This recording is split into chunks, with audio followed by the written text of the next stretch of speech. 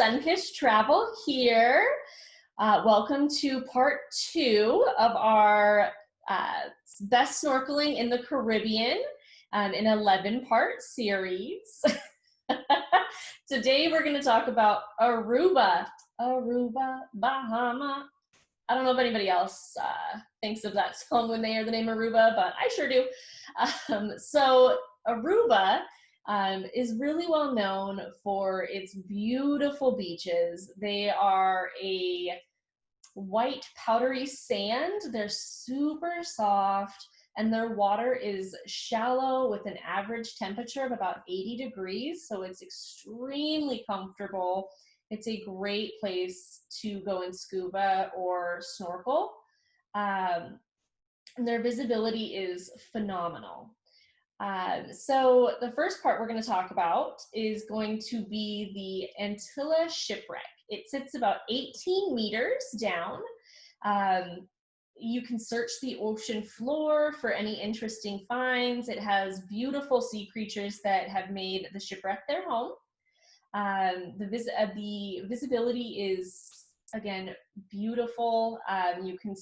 Usually you can see about 18 meters in front of you or to the sides of you, depending on the weather that they have there. Number 2 for us is going to be Flamingo Beach. And yes, you can interact with these beautiful locals. They also have a variety of different sea life that you can see while you're on this island as well. But for me, I would honestly rather just hang out with the flamingos. So why not? The next one is Arashi Beach.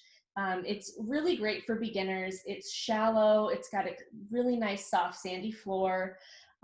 It's got a lot of colorful fish, but there is no snorkel rentals nearby, so you would need to bring your own. Just a friendly little tip there.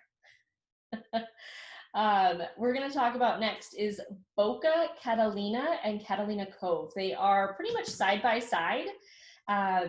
Boca has a variety of sea life in the shallow areas near the shore. You can find trunk fish there.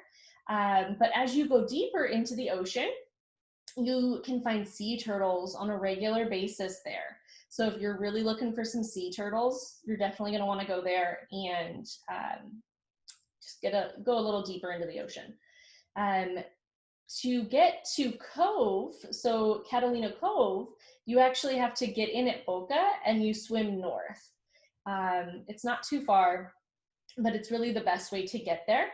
And Catalina Cove is home to blue tangs and barjacks, and their beaches are super soft white as well. They're a really great place to just kind of relax and hang out.